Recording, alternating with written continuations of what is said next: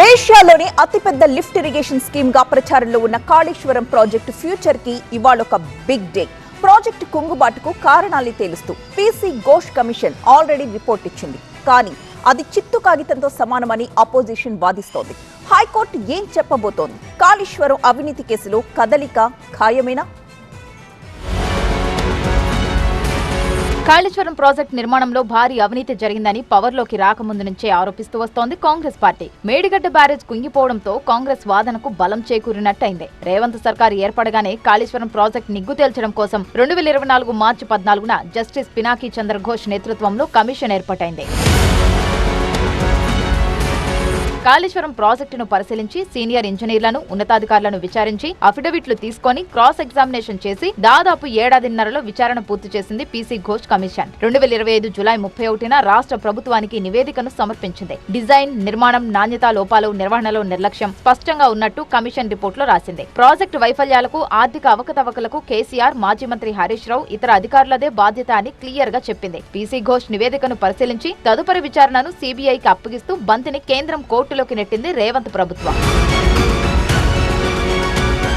కానీ ఘోష్ కమిషన్ నివేదిక రాజకీయ కక్ష సాధింపుల భాగమని, ఒట్టి ట్రాష్ అని కొట్టిపారేసిన బీఆర్ఎస్ ఇదే వాదనతో కోర్టు మెట్లెక్కింది. మాజీ సీఎం కేసీఆర్, మాజీ మంత్రి హరీష్ రావు, ఐఏఎస్ ఆఫీసర్ స్మితా సబర్వాల్, మాజీ సీఎస్ ఎస్కే జోషి తెలంగాణ హైకోర్టులో పిటిషన్లు దాఖలు చేశారు.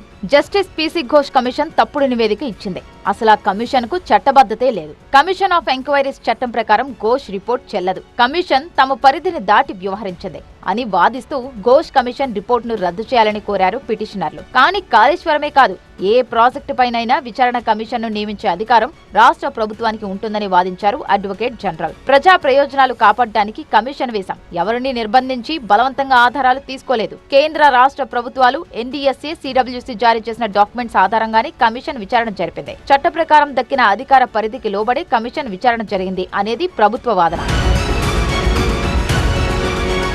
1,47,000 కోట్ల ఖర్చుతో కట్టే కాళేశ్వరం అస్సలు గిట్టుబాటు కాదని అప్పట్లో కాగ్ రిపోర్టే ఆక్షేపించింది అని గుర్తు చేశారు ఏజీ. ఇరిగేషన్ అక్రమాలపై గతంలో సుప్రీంకోర్టు ఇచ్చిన తీర్పులను కూడా ప్రస్తావించారు. ఇంత పకడ్బందీగా చట్టబద్ధంగా తయారు చేసిన కమిషన్ రిపోర్ట్ ను ఎలా తప్పుబడతారని ప్రభుత్వం గట్టిగా వాదించింది. అటు ప్రభుత్వం తరపున, ఇటు కేసీఆర్, హరీష్, జోషి, స్మితా సబర్వాల్ తరపున సీనియర్ అడ్వకేట్లు వాదించారు. సుదీర్ఘంగా కొనసాగిన వాదనలు పూర్తి కావడంతో తీర్పును రిజర్వ్ చేసిన డివిజన్ బెంచ్ ఏప్రిల్ 8వ తేదీ అంటే ఇవాళ అంతిమ తీర్పు చెప్పబోతోంది. ఈ తీర్పు తర్వాత కాళేశ్వరం కేసు ప్రోగ్రెస్ ఆధారపడి ఉంది.